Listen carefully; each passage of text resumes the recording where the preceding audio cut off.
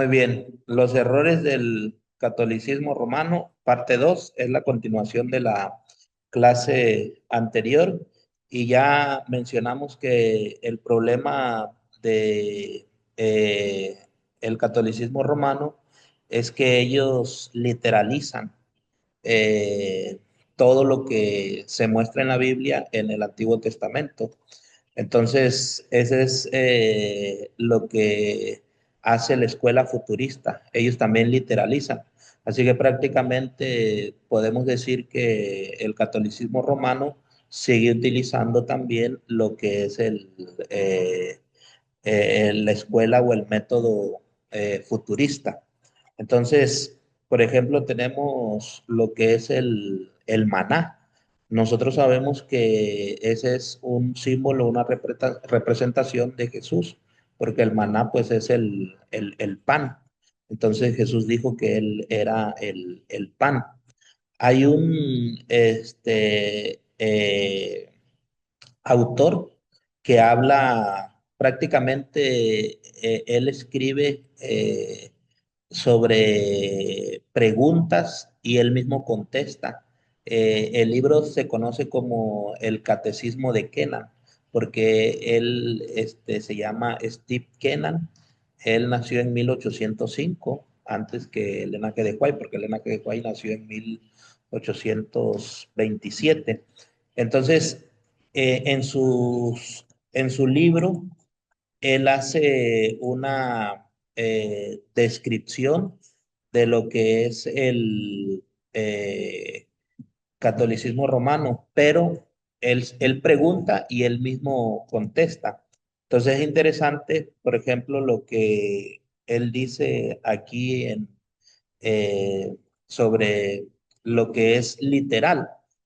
Eh, Él fue un sacerdote católico irlandés y también un teólogo del siglo XIX, conocido principalmente por ser el autor del llamado Catecismo de Kenan. Así se le conoce al libro que él escribió. Él se formó como sacerdote en un contexto marcado por tensiones religiosas entre católicos y protestantes en las Islas Británicas.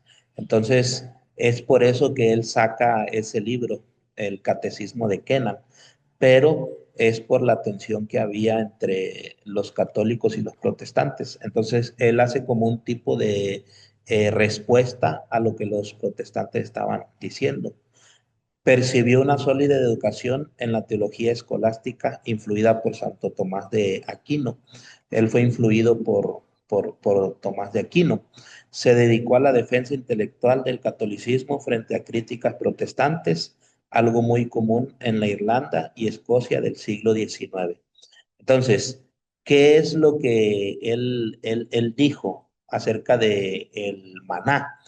Por ejemplo, él hace la pregunta y él dice, ¿fue el maná del desierto una figura del sacramento cristiano de la Eucaristía? Y él responde, sí. Entonces, ¿qué decimos nosotros eh, acerca del maná? Nosotros solamente en la Biblia sabemos que el maná representa o es una figura de Cristo, no del sacramento o de la Eucaristía en la Iglesia Católica. Entonces, él dice, el mismo Cristo declaró, pero si el pan protestante y el vino es la Pascua cristiana, entonces la figura es mayor que la realidad y el cristianismo se ha degradado aún más abajo del nivel del ritual judío. Entonces, él dice, el cristianismo se ha rebajado porque no están tomando el maná o el pan como una figura de la Eucaristía. Entonces, él dice, el maná fue un pan milagroso, el maná fue el alimento celestial dado solamente al pueblo de Dios. El sacramento protestante es el alimento común de todo el hombre. Entonces, para él, el pan o el maná es literal y entonces por eso ellos cuando dan lo que es el pan en la Eucaristía, para ellos es literalmente Cristo ahí está presente en el pan. Pero él sigue diciendo, pero cuando miramos la Pascua católica y creemos en el ilustre sacrificio y sacramento en que el cuerpo y la sangre de Jesús son ofrecidos y recibidos, somos desprendidos de esas dificultades, nuestros entendimientos se vuelve claro, percibimos inmediatamente la noble y significativa figura de lo antiguo y la infinitamente superior realidad de la nueva ley. Entonces, es lo que él comenta en el Catecismo de Kenan. ¿Por qué? Porque para él sigue siendo el pan literal. Entonces, ese raciocinio de este sacerdote es contrario a la ley bíblica de interpretación, la cual enseña que las cosas literales del Antiguo Testamento son espirituales aplicadas en el Nuevo. El maná, una sustancia literal, no podía tipificar la misa, otra sustancia literal, a pesar de que su afirmación de que el pan se convierte en Cristo. Él dice, literalmente el pan se convierte en Cristo en la misa, pero nosotros sabemos que aunque el maná en el Antiguo Testamento era literal, porque si era literal el pan, ya en el Nuevo Testamento es un símbolo de Cristo Jesús. O sea, estaba representando a Cristo. Entonces, no es que el pan se convierte en Cristo literalmente, sino que representa a Cristo. Cristo es la realidad viva del maná, la Biblia es el maná espiritual. Entonces, hoy en día, ese pan en el Antiguo Testamento, nosotros lo tenemos como la Biblia, que sería el maná espiritual. Lo literal está en el cielo y lo espiritual está en la tierra. Así que con respecto a Cristo, que representa el maná, es en el cielo, pues sí, es lo literal, porque allá Cristo está literalmente, que aquí en la tierra era representado por esa figura del pan o del maná, y lo espiritual está en la tierra. ¿Cuál sería lo espiritual o lo simbólico? Lo que es la Biblia, la palabra de Dios. Ahora, cuando nosotros decimos que la Biblia es espiritual o simbólico, nos estamos refiriendo al maná espiritual. No es de que la Biblia sea solo un símbolo, no, la Biblia es literal, pero ese pan que era el alimento para el pueblo de Israel en el Antiguo Testamento, se convierte en el Nuevo Testamento, ese pan, en lo que es la Biblia, pero ahora es en el maná espiritual. ¿Ok? Bueno, entonces, ¿qué dice con respecto a esto también? El espíritu de profecía. Miren lo que dice Elena G. de White, que sabemos que es uno de los mejores comentarios o el mejor comentario después de el Antiguo y Nuevo Testamento que nosotros tenemos. Ella dice, fue Cristo mismo quien condujo a los hebreos en sus viajes por el desierto. Él fue quien diariamente los alimentó con maná del cielo. Sin embargo, ellos ciegamente se referían a este milagro, así como Dios le dio el maná para preservar sus vidas, así también envió a ellos este regalo de su Hijo. Entonces, ¿por qué el maná representa a Cristo? No solamente porque Cristo es el alimento espiritual para ellos y para hoy en día para nosotros a través de la Biblia, no, es porque el maná venía del cielo, el pan descendía del cielo. Entonces, Cristo les estaba mostrando con eso de que así como el maná o el pan descendía del cielo, así el Padre iba a enviar a Cristo del cielo como un regalo para el pueblo de Israel, para sus hijos. Entonces, así también envió a ellos este regalo de su Hijo para que por medio de él pudieran comer el pan de vida y llegar a ser inmortales. Entonces, claro que la inmortalidad es para la segunda venida de Cristo, después de la segunda venida de Cristo. Entonces, eso era lo que representaba el pan. Allá el maná sí era literal, porque era un alimento que los alimentaba, pero ya en el Nuevo Testamento y también en ese momento el maná simbólicamente, espiritualmente, estaba representando a Cristo. Y en el Nuevo Testamento, pues con más razón es literal, perdón, es simbólico, es espiritual cuando se habla del pan. Pero ¿qué dice el catolicismo romano? No, es el pan literalmente se convierte en Cristo. Entonces, no, eso es el futurismo.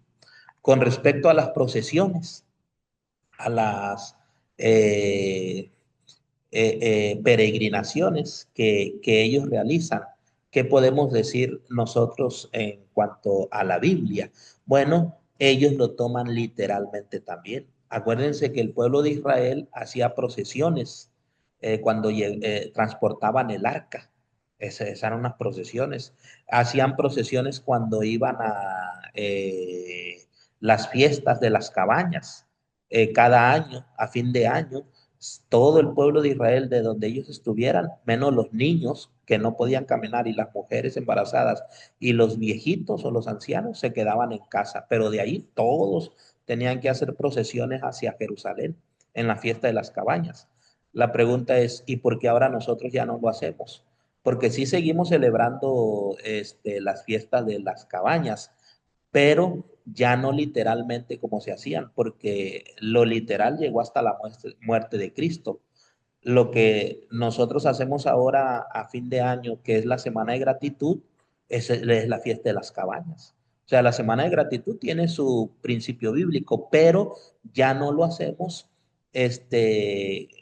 como se hacía anteriormente, de que se tenía que ir a Jerusalén todos y tenían que caminar. ¿Por qué? Porque eso ya tuvo su cumplimiento en la muerte de Cristo. Pero porque a través de la Semana de Gratitud se sigue celebrando esa fiesta, porque esa fiesta anunciaba la segunda venida de Cristo. Entonces, con la Semana de Gratitud, eso indica la Semana de Gratitud, que nosotros estamos anunciando la segunda venida de Cristo. Las fiestas de las cabañas era que tú te tenías que salir de tus casas cómodas y te tenías que ir a vivir entre las enramadas, allá en Jerusalén. Ah, entonces Jesús dice, con eso yo les estoy recordando que estas casas que ustedes tienen acá físicamente, cómodamente, las van a dejar para ir a allá al cielo. Lo que está en el mundo se va a quedar aquí. Entonces, ahora la semana de gratitud es eso también, recordar de que nosotros estamos solo de paso aquí en este mundo. Pero nosotros a veces, así como el catolicismo romano, la semana de gratitud lo tomamos literal. Ah, no, solo dinero, dinero. No, eso no es la semana de gratitud. Entonces, ¿qué dice la Biblia con respecto a las procesiones? Eh, el catecismo de Kena hace ahí la pregunta. ¿Actúan los católicos adecuadamente en llevar el adorable sacramento con pompa religiosa y solemnidad en las procesiones? Ellos, en lugar de llevar el arca que llevaba los sacerdotes, pues llevan a sus santitos y la Virgen María o cualquier otro santo. Y entonces, ¿por qué? Porque ellos dicen eso se realizaba en el Antiguo Testamento.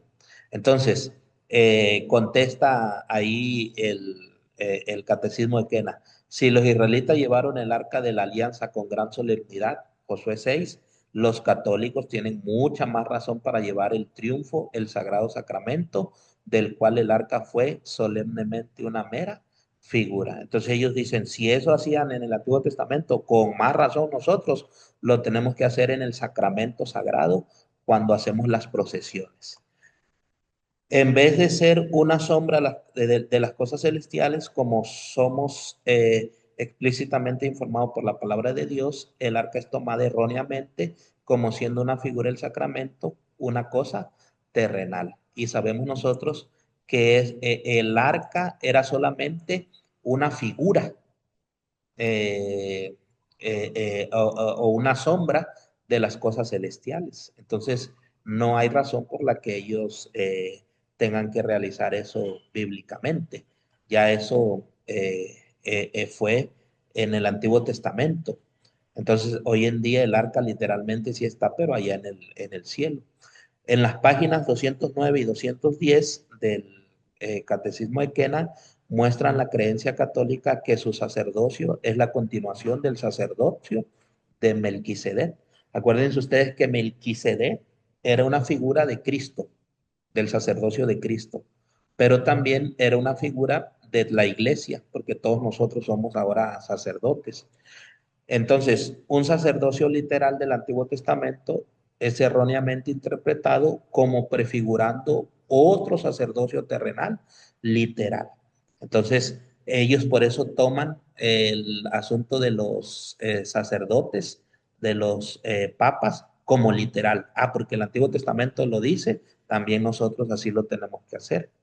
Entonces, hoy en día en la era del Espíritu Santo y del Nuevo Testamento, el sacerdocio literal está en el cielo. Cristo Jesús es el sumo sacerdote. Y el sacerdocio espiritual está en la tierra, pero no con ellos, los sacerdotes católicos. No, es con la iglesia, porque así lo dice 1 Pedro 2.5 y muchos otros textos también así lo afirman. Entonces, ya no existe un sacerdocio literal en la tierra, existe un sacerdocio literal en el cielo y en la tierra un sacerdocio espiritual que es la iglesia. Y la página 210 y 212 sostienen que así como el sacerdote de la era mosaica era ordenado para que pudiera ofrecer dones y sacrificios por los pecados, así el sacerdote de la Iglesia Católica ofrece el sacrificio de la misa como un verdadero y propiciatorio sacrificio u oferta por el pecado. Y por eso es que ellos dicen, nosotros podemos perdonar pecados a través de la misa o a través del confesionario. ¿Por qué? Porque eso era lo que hacía el sacerdocio en el Antiguo Testamento, pero realmente ellos solamente llevaban a cabo el rito, la ceremonia, pero quien perdonaba los pecados era Cristo Jesús. ¿Por qué? Porque no era de que el pueblo de Israel llegaba directo con el sacerdote, no. Acuérdense que el pueblo de Israel tenía que, para perdón de sus pecados, tenía que pasar por el altar del holocausto y llevar ahí el corderito. Eso indicaba perdón de pecados y el corderito era Cristo Jesús. Entonces, simbolizaba a Cristo Jesús. Entonces, quien perdona los pecados, tanto en el Antiguo Testamento como en el Nuevo Testamento y en toda la era de la iglesia cristiana, es Cristo Jesús, pero ellos lo literalizan. Entonces, las escrituras declaran que Cristo es nuestro sacerdote y Él está ofreciendo constantemente los méritos de su propia sangre como una propiciación por nuestros pecados.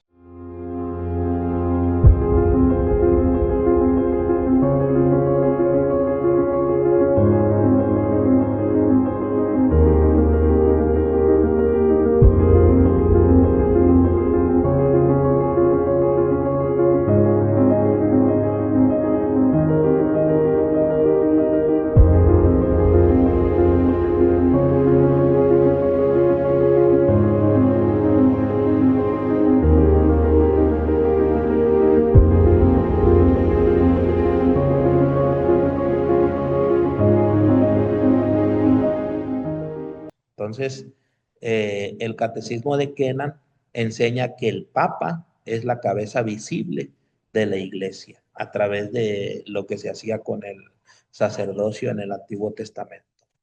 Eh, la palabra Papa, acuérdense ustedes que tiene su significado.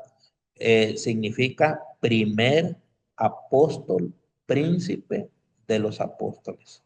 Eso es Papa. Por eso ellos dicen, Pedro fue el primer Papa, primer apóstol, príncipe de los apóstoles. Y por eso es que ellos se ponen así. Ahora, de aquí se desprende la palabra papado.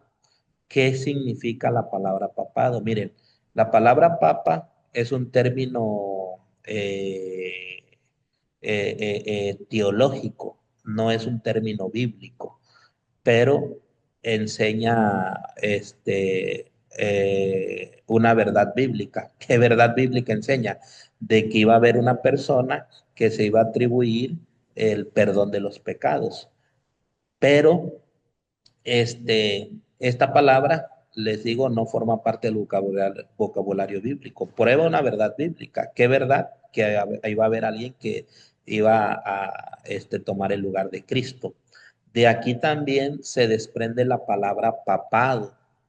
¿Qué significa la palabra papado? La palabra papado es un término teológico y el linaje de White lo define como la unión de la iglesia con el Estado. En la Biblia usted no va a encontrar la palabra papado. En la Biblia lo que va a encontrar es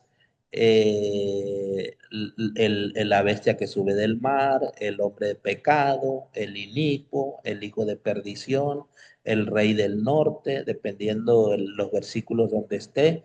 Así va a encontrar la palabra papado como el cuerno pequeño y como el hierro mezclado con barro cocido del alfarero. Entonces, el papa es una persona, primer apóstol, príncipe de los apóstoles, y el papado es la unión del Estado con la iglesia. Entonces, nosotros como iglesia en la profecía estamos esperando que se le sane la herida a la bestia que sube del mar en Apocalipsis 13:1. Ahorita está herida. ¿Qué quiere decir herida? Que no tiene el poder civil, el poder del Estado. Eso significa herir a una bestia. Cuando se le sana la herida, entonces ahí se va a formar el papado, pero el papado no se va a formar en Europa, no, porque ahora la profecía de Apocalipsis 13 habla de que el papado va a ser la unión del Estado con la iglesia, va a ser en Estados Unidos. Entonces, como no sabemos nosotros profecía y lo tomamos todo literal, pues estamos pensando que siempre que ocurre algo en el Papa o en el Vaticano, ¿no? Allá, el cumplimiento final de la profecía no va a ser en Europa, el cumplimiento final de la profecía va a ser en Estados Unidos. Por eso es que Estados Unidos aparece después de la bestia que sube del mar. ¿Qué está diciendo la Biblia? Está diciendo, después de esta bestia que sube del mar, que es la Roma papal, viene la bestia que sube de la tierra, que es Estados Unidos, y ahí es donde se forma la imagen de la bestia, que sería la Roma escatológica. ¿Ok? Bueno, en una editorial del 13 de junio de 1914, Italia es mencionada como esa nación, o sea, como lo que es el centro del cristianismo. Dice esta editorial, no sé si escuchan ruido y les pido una disculpa porque ahí, No, está bien, está muy bien. bueno, porque sí yo escucho mucho ruido, pero es de acá de unos camiones. Entonces dice, esta editorial, cuya capital es también el centro del cristianismo, y contra el saqueo del trono de su necesario dominio temporal, la cabeza del cristianismo en la persona de nuestro sumo sacerdote, el cual aún efectúa su digna protesta. Entonces, ellos están diciendo que la cabeza del cristianismo es el sumo sacerdote, pero la capital del cristianismo para ellos es allá en Roma, en Italia. Entonces, dice Cristo en su santuario, Elena G. de White, el ceremonial de los sacrificios que había señalado a Cristo pasó, pero el sacerdocio terrenal cesó. Y miramos a Jesús, mediador del nuevo pacto. Entonces ahora, el nuevo mediador es Cristo Jesús. Permítame tantito. permítanme.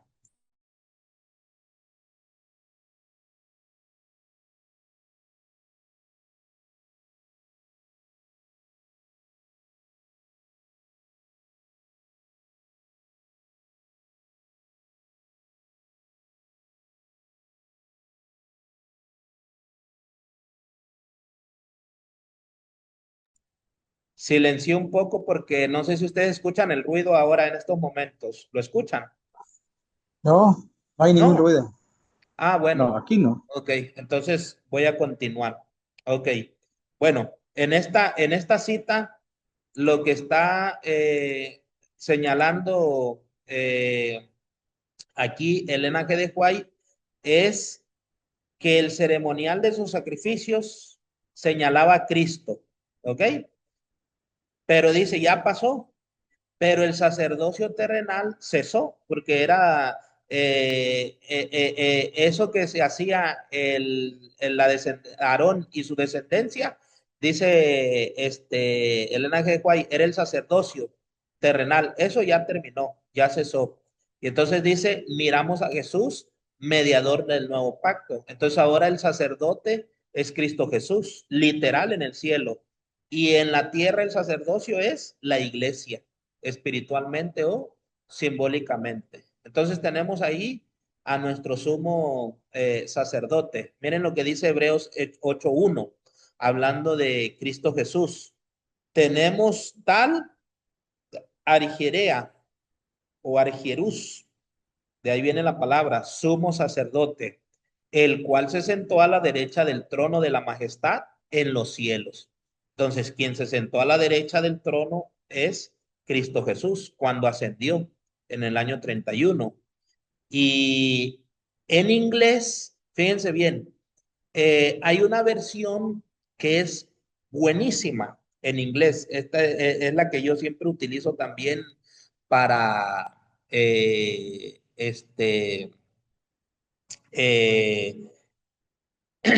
algunas veces. ¿Por qué es buena esta traducción? Porque esta traducción fue la primera que salió allá por 1903. eh, eh, este, eh, es una traducción del inglés perdón, del original griego del Nuevo Testamento al inglés. Entonces, muy, muy, muy, muy buena esta versión. Esta la hicieron del original del Nuevo Testamento al inglés. Entonces, ¿qué dice? Ahí también habla de el sumo sacerdote. Miren, dice, y se sentó el sumo sacerdote a la derecha en el trono de Dios o en la majestad del trono de Dios en los cielos. Entonces, está, pues, podemos decir, pegada al original, porque miren, el griego aquí dice, tenemos tal sumo sacerdote, y esta traducción que se hace al inglés del griego dice, tenemos un sumo sacerdote. Omite la palabra tal, pero es buena también, o sea, un sumo sacerdote. Y el griego dice el cual se sentó. Y aquí dice que se ha sentado, ¿ok? A la derecha del trono de la majestad de Dios en los cielos. Entonces, ¿quién es ese sumo sacerdote? Pues es Cristo Jesús, es Cristo Jesús. Así, los católicos romanos ven al Papa como nuestro sumo sacerdote, pero en la Biblia el sumo sacerdote es Cristo Jesús. Pablo declara que nuestro sumo sacerdote está sentado en el cielo, en el trono de la gracia. En la tierra no hay cabeza visible de la iglesia. El Espíritu Santo es la cabeza invisible y espiritual de la iglesia. Entonces, eso de que en la tierra va a haber una cabeza visible, eso no es bíblico, porque no hay una cabeza visible de la iglesia. Hay una cabeza invisible, no visible, pero esa cabeza invisible no es el sumo sacerdote, o no es el Papa, como lo cree la Iglesia Católica Romana. No, es el Espíritu Santo, la cabeza invisible. Entonces, si no hay una cabeza visible, pero sí hay una cabeza invisible, y esa cabeza invisible es el Espíritu Santo. Entonces, el problema de ellos es que todo lo toman literal. Henry Edward, él fue un cardenal. Él nació en 1808 y poquito antes de Elena G. de White. Seguramente escuchó en vida hablar sobre Elena G. de White porque ella nace en 1827. Él nació en 1808. ¿Y qué dice él sobre lo que estamos nosotros mencionando? Bueno, antes de eso, el cardenal Henry Mannix fue un importante cardenal y arzobispo católico en Westminster en el siglo XIX. Él nació en Inglaterra. Inicialmente fue sacerdote anglicano, era de la iglesia anglicana, y luego se convirtió al catolicismo. Fue hecho cardenal en 1875 y fue una figura destacada en la Iglesia Católica en el Reino Unido. De hecho, en el Concilio Vaticano I, él fue una figura muy importante y era un erudito. Entonces, ¿qué es lo que él escribió? Él dice, Dios ha instituido su reino sobre la tierra. Eso es muy cierto. Y ha fijado la cabeza. Esto no es cierto. Porque él dice, ha fijado la cabeza. ¿Y cuál es la cabeza visible? El Papa. No, en la Biblia hay una cabeza invisible y es el Espíritu Santo. Entonces, esto ya no es correcto. Y el centro de él en Roma, tal como antes estuvo en Jerusalén. ¿Por qué él dice eso? Porque él está tomando lo literal. Ahora el centro ya sabemos que no es bueno, él dice el centro es Roma, así como antes estuvo en Jerusalén, el centro del cristianismo. No, ahora el centro del cristianismo podemos decir es Jerusalén, pero no la literal, sino la espiritual o la simbólica, que es la iglesia. Entonces, el centro del cristianismo hoy en día sería la iglesia en todo el mundo, porque ya en el Antiguo Testamento era local y acá en el Nuevo Testamento es universal. Entonces, Elena G. de White, ella dice, Cristo es sacerdote para siempre, según el orden de Melquisedec. El sacerdocio se ejerce en el cielo. Entonces, ya no es el sacerdote aquí en la tierra. Elena G. White clarita está diciendo, ahora es en el cielo. ¿Por qué? Porque así lo dice Hebreos, que se sentó a la majestad del trono, Cristo Jesús.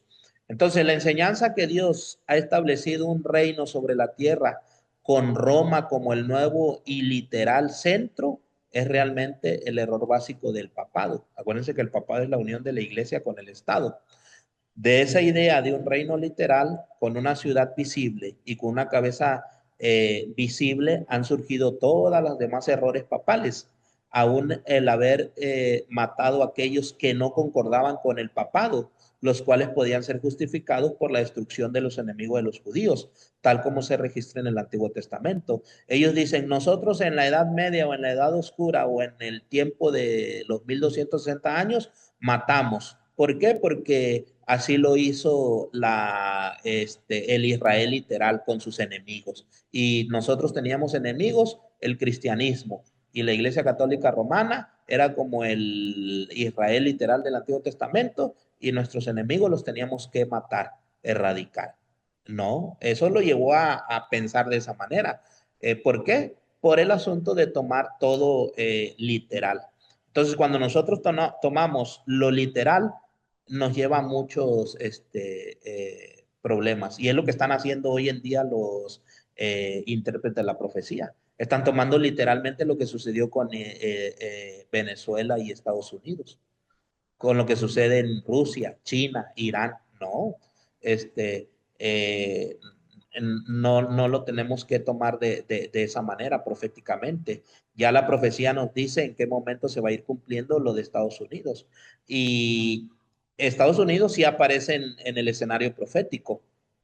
Acuérdense, en el escenario profético está Babilonia, o estuvo Babilonia, Medo-Persa, Grecia, Roma imperial, Roma dividida, Roma papal, Roma escatológica, Francia en el 508 y en 1798 también apareció en el escenario profético, y Estados Unidos. Estamos hablando en el escenario profético de Daniel y Apocalipsis.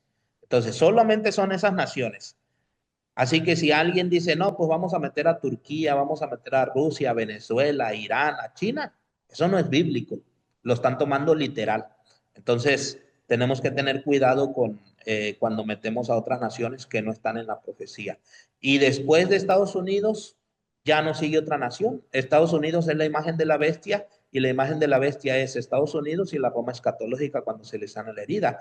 Y la nación que viene en el escenario profético después de Estados Unidos o la imagen de la bestia es el reino de Cristo, la piedra. Entonces, no hay otro reino. Y de paso, no hay nuevo orden mundial en la Biblia. No lo establece la profecía. Por lo menos aquí en la tierra va a haber un nuevo orden mundial en el cielo. ¿Qué significa un nuevo orden mundial? Una sola religión, un solo gobernante, todo uno. Entonces eso va a ser en el cielo, en el reino de Cristo. Un solo gobernante, la deidad. Una sola religión, la iglesia cristiana verdadera, la iglesia de Cristo. Entonces aquí en la tierra se está encaminando para eso, pero no va a suceder. ¿Por qué no va a suceder? Porque no está en la profecía, el nuevo orden mundial. Entonces, una cosa es que se esté llevando a cabo y se quiera hacer, y otra cosa es que Dios lo vaya a permitir. Dios nunca lo ha permitido. No lo permitió en la Torre de Babel, ni tampoco con Babilonia, porque ellos querían hacer un nuevo orden mundial. De paso, todos querían un nuevo orden mundial. Grecia, Medo-Persa y también Roma. Y Estados Unidos también, pero Dios no lo va a permitir. Entonces, hay que tener mucho cuidado. La teocracia fue un gobierno de Dios a través de una cabeza visible. Esa cabeza visible era Cristo. Y los enemigos de Dios fueron muertos por los israelitas cuando Él les ordenó que fuese a la batalla. Era una orden dada por Dios. Si lo literal aún opera, la idea papal tendría mucho peso.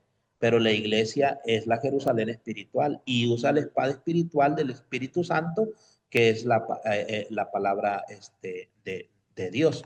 Entonces, muchos dicen, no, es que así como Dios ordenaba de que fuesen a batalla y mataban, así también nosotros tenemos esa idea, y así lo toman ellos literal. Pero acá acuérdense que antes de que Dios destruyera una nación, Dios le daba oportunidad a esas naciones. Entonces, de que se arrepintieran. Y como no se arrepentían, las destruía. Acá con lo literal en la idea papal, ellos nunca fueron y, te vamos a dar oportunidad, arrepiéntete. No, entonces no lo podemos comparar, lo literal que sucedió en el Antiguo Testamento con lo que ellos hicieron o están haciendo hoy en día y van a hacer. Entonces, es muy importante que nosotros tengamos en cuenta eso. En vez de adornar iglesias con vestimentas literales, Cristo le pide a cada creyente que tome su cruz espiritual y que lo siga. En las escrituras las cosas literales están asociadas con Jesús y la aplicación espiritual está siempre asociada con el ministerio del Espíritu Santo. Jesús llevó una cruz literal, nosotros llevamos una cruz espiritual. Entonces, ahora es el reino de Dios en la tierra, espiritual y simbólico. Miren, el ladrón en la cruz fue crucificado literalmente con Jesús. ¿Y qué dice la Biblia? Nosotros tenemos que ser crucificados también, pero espiritualmente con Él, ya no literalmente. Nosotros tenemos que morir espiritualmente, ser enterrados y resucitar con Él. Y tenemos que reinar espiritualmente con Él antes que podamos tener una resurrección literal y reinar literalmente con él en el reino eterno. Entonces, ¿tenemos que morir? Sí, espiritualmente. ¿Tenemos que ser enterrados? Sí. ¿Tenemos que resucitar? Sí. ¿Cuándo sucede eso? En el bautismo. Y entonces, todo eso tiene que suceder para reinar con Cristo literalmente, pero en el cielo, 1000 años y después de los 1000 años aquí en la tierra. Ahora miren, el este en la Biblia, la Iglesia Católica Romana también lo toma literal. ¿Qué significa el este en la Biblia? Bueno, miren lo que dice Profetas y Reyes y el deseo de toda la gente. El este fue empleado en el Antiguo Testamento como un símbolo del lugar del surgimiento del sol de justicia. ¿Quién es el sol? El sol. A ver si me pueden leer Salmos 84:11. A ver si no me equivoco. 84:11. A ver qué dice. ¿Alguien que lo tenga? José, Miguel. Dice Ajá. 84:11, Ujú. porque sol y escudo es Jehová Dios, gracia y Muy gloria bien. dará Jehová, Ok, y no ahí quitará está el bien de hablando los que andan en la de Cristo, integridad. ok, que el sol es Cristo. Ujú. Entonces, la Biblia dice que el sol es Cristo, por eso Elena G. White dice que el sol de justicia sale, se empleó siempre como un símbolo del este. Por eso Apocalipsis dice, habla de los reyes del oriente o del este. El oriente y el este es lo mismo, ¿ok? Entonces, cuando dice los reyes del oriente, los reyes del este, se está refiriendo a Cristo Jesús y sus ángeles. Entonces, dice, fue empleado en el Antiguo Testamento como un símbolo del lugar del surgimiento del sol de justicia o de Cristo para darle luz y bendición al pueblo de Dios. Entonces, ¿qué hizo la Iglesia Católica? Literalizó. Dice, al literalizar el este, Satanás condujo al pueblo a idolatrar la adoración del sol y a través de ello introdujo también el domingo en la iglesia cristiana. Entonces, la adoración al sol es desde los tiempos bíblicos. Si ustedes van a Malaquías y Ezequiel, perdón, en Ezequiel capítulo 8, ahí habla de que estaban adorando hacia el oriente, adoraban al sol. Entonces, estaban adorando en el día falso, que es el domingo. Así que esto lo toman literalmente. Ah, bueno, entonces literalmente, como en el de ahí surge Cristo y de ahí va a venir Cristo. Ah, entonces, Cristo es el sol de justicia, pero ellos están literalizando y literalmente adoran al sol el día domingo, cuando la palabra de Dios te está diciendo que el sol en el este, porque es donde sale el sol, por eso se relaciona con el sol. En el este, donde sale el sol en la Biblia, el sol, Cristo Jesús. Pero ellos dicen, no, literalmente el sol. ¿Por qué? Porque literalizan y eso los ha llevado a estos problemas. Entonces, el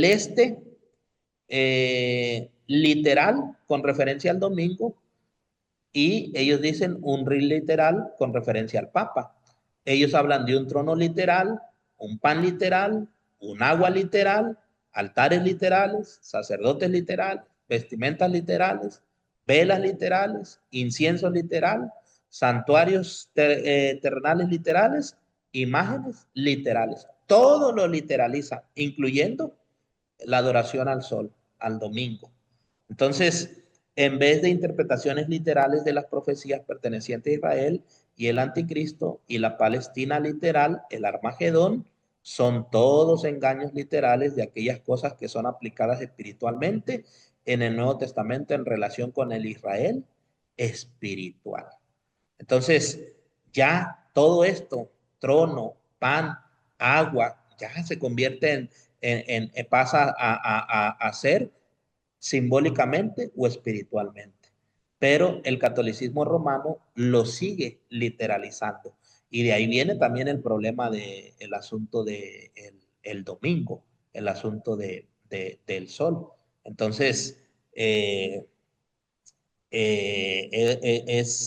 no es bíblico que hoy en día se literalice, ¿no? Porque ya lo literal fue en el Antiguo Testamento y lo simbólico es en el Nuevo Testamento. Aunque no olviden, también el Antiguo Testamento tenía lo literal y lo simbólico al mismo tiempo. Por ejemplo, la roca, Cristo Jesús, el agua, el Espíritu Santo, el pan, el maná, Cristo Jesús. Literalmente era maná que caía, pero simbolizaba a Cristo. Entonces, el papado es el engaño satánico del ministerio y del reino del Señor Jesús, fomentado por el papado en ese sistema de interpretación que literaliza en conexión con Palestina y con los judíos literales, aquellas profecías que delinean los detalles del conflicto final que envuelven al Israel espiritual y el sábado. Fíjense ustedes, todo el problema de lo literal eh, en la Iglesia Católica Romana tiene que ver con el pueblo de Dios, que ahora es el Israel espiritual, y con el domingo, que es el verdadero día de reposo, el sábado, con el Israel espiritual. Ahí está todo. Si nosotros decimos, a ver, un resumen de lo que el papado va a hacer, bueno, es un ataque contra el Israel espiritual y el sábado. Y en ese ataque literaliza toda la profecía. Porque la profecía fíjense bien, la profecía de Apocalipsis 13, del 14 en adelante, donde empieza a hablar de la imagen de la bestia que se forma en Estados Unidos, eh, eh, eh, y la imagen de la bestia es la unión del Estado con la iglesia, o sea, el papado, allá se va a formar, solo que la Biblia le llama imagen de la bestia, así le llama, o réplica, una copia de la bestia. ¿Por qué una copia? Porque es de la bestia que sube del mar y es el papado. Entonces, la Biblia dice que allá se va a formar, pero Satanás, así como engañó y engaña a la gente hoy en día, sigue engañando al pueblo de Dios. Porque entonces Satanás dice, vamos a literalizar lo que está pasando hoy en día. La profecía dice que cuando se haga la imagen de la bestia, entonces se viene inmediatamente después de la imagen de la bestia, la marca de la bestia. Y la marca de la bestia en la Biblia y en los escritos del linaje de Juárez se da hasta que se hace decreto de muerte el día domingo. Mientras no se haga, hoy en día el domingo se adora, pero no es la marca de la bestia. La marca de la bestia viene cuando se haga decreto ese día o cuando se haga obligatorio. Entonces, Apocalipsis 13 dice, eso que lo va a hacer obligatorio va a ser la imagen de la bestia, Estados Unidos y la Roma escatológica después de que se le sane la herida. ¿Y qué dice hoy en día Satanás? Literaliza. Y entonces dice, ya, ahorita, con lo que sucedió con Estados Unidos, es el rey del norte. Y el rey del sur es Venezuela, porque el rey del sur es ateísmo y es comunismo. Y entonces meten ahí a Venezuela. Y entonces dicen, ya después de eso va a seguir China, Rusia e Irán. Y entonces, después de que se cumpla Estados Unidos atacando a China, Rusia, Irán, ahora sí viene la ley dominical. Si es la ley dominical, ¿existe desde cuándo? Lo que nosotros estamos esperando en profecía es decreto de ley dominical. Ley dominical existe desde los tiempos bíblicos. Pero ¿qué hace Satanás? Engañar al pueblo, literalizar. Lo que sucede hoy en día, acuérdense que nosotros somos históricos gramaticales y el histórico gramatical es, me voy a la historia y a ver qué está sucediendo y entonces qué cumplimiento profético tiene. Y entonces la gramática bíblica me va a decir si lo que está sucediendo en la historia va a tener un cumplimiento profético. A mí muchas personas me han preguntado, pastor, entonces lo que sucedió ahorita con Estados Unidos y con Venezuela no tiene ningún cumplimiento profético. Claro que sí, pero su cumplimiento profético no es el de Daniel 11:40 al 45, que el rey del norte es Estados Unidos y el rey del sur es Venezuela. Ese no es un cumplimiento profético. El cumplimiento profético que está teniendo es el de Mateo 24, guerras y rumores de guerra. Y entonces va a haber pleito nación contra nación. Va a haber guerra nación contra nación. Ese es el cumplimiento profético. A mí, la verdad, le soy sincero, me molesta mucho cuando empiezan a decir de que cualquier cosa que sucede en Rusia, en Irán, en el Medio Oriente, haya un cumplimiento profético de Apocalipsis o de Daniel. ¿Dónde aparece Rusia? ¿Dónde aparece Irán? ¿Dónde aparece Venezuela? ¿Dónde aparece China? ¿Dónde aparece Turquía en, en el escenario profético de Daniel? No aparece, solamente está Babilonia, Medo-Persa, Grecia, Roma imperial, Roma dividida, Roma papal, Roma escatológica, Francia en el 508 y en 1798 y Estados Unidos, la bestia que sube de la tierra. Y después de esas naciones, en el escenario profético viene el reino de Cristo. Entonces, ¿por qué vas a meter a China, a Rusia, a Venezuela en la profecía cuando no está en Daniel y en Apocalipsis? Está lo que está sucediendo hoy en día, pero en la profecía de Mateo, antes de que Jesús venga, profecías del tiempo del fin. Antes de que Jesús venga, habrá guerras y rumores de guerra. Habrá pleito entre nación contra nación. Entonces, hay que tener cuidado y cuando ustedes escuchen algo así, vayan igual a la Biblia y mediten. Ah, ok, ¿dónde dice que está Venezuela en la profecía? Porque eso mismo está haciendo Satanás hoy en día, engañando a... muchas veces nosotros decimos, ah, que si la Biblia es tan clarita y por qué la Iglesia Católica Romana o el papado literalizan todo. Lo mismo hacemos nosotros como iglesia en muchas ocasiones. Literalizamos las profecías. Por ejemplo, la Biblia que yo les mencionaba hace rato es esta. Se le llama la Biblia el Nuevo Testamento de Weymouth, porque él fue el que lo escribió. Él hizo la traducción del griego bíblico al inglés. Entonces, esta es una excelente versión para el, los textos bíblicos del Nuevo Testamento. Richard Francis es el autor de la famosa traducción de Weymouth del Nuevo Testamento. Se formó como pastor de la iglesia congregacional en Inglaterra, o sea, era pastor de la iglesia anglicana. Tenía un gran interés en los textos originales del Nuevo Testamento, especialmente el griego. Trabajó durante años en la edición y traducción de los textos griegos, buscando hacer la Biblia clara y accesible en inglés. Y fue el que sale esta traducción de Weymouth. Así se conoce la Biblia. Entonces, este, ¿qué es lo que él dice? En esta era del Espíritu Santo, la interpretación literal de las cosas de Israel es contraria a las escrituras. Él dice, es totalmente contrario. El principio de interpretar espiritualmente lo que es mencionado en el Antiguo Testamento concerniente a Israel y a sus enemigos es expresado por Pablo. Y entonces se utiliza la traducción de Weymouth. Él dice, en su traducción, no, ustedes no han llegado cerca de algo material, de lo literal. No, ustedes han llegado para levantar a Sión, la ciudad del Dios vivo, la Jerusalén celestial. Entonces, Weymouth cuando traduce, él se está refiriendo a Sión, la iglesia espiritual, ya no la literal. Jerusalén primero en la tierra, la espiritual, y en el cielo, la celestial. Porque acuérdense que Sión, Jerusalén, tiene tres etapas, el templo también, tres cumplimientos. Uno en el Antiguo Testamento, Jerusalén literal o Israel literal. Dos, Jerusalén o Israel espiritual.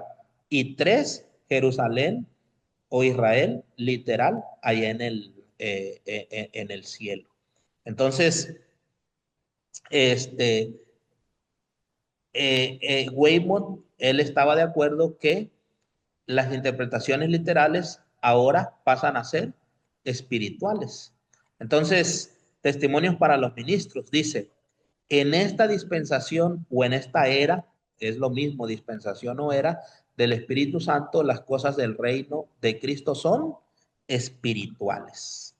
Jesús, el Rey, es invisible y su representante, el Espíritu Santo, tampoco se ve a los ojos humanos. Y como el mundo no lo ve, rechaza las cosas espirituales del reino espiritual hasta el mensaje del tercer ángel. Por eso muchos rechazan el mensaje del tercer ángel. ¿Por qué? Porque no están mirando el reino espiritual. Ahora ya estamos nosotros en un reino. Entonces, ahora Israel es la iglesia espiritualmente. La iglesia verdadera es el Israel espiritual o el simbólico. Bueno, Jehová te bendiga y te proteja. Haga resplandecer Jehová su rostro hacia ti y tenga gracia contigo. Gracias y Dios les bendiga.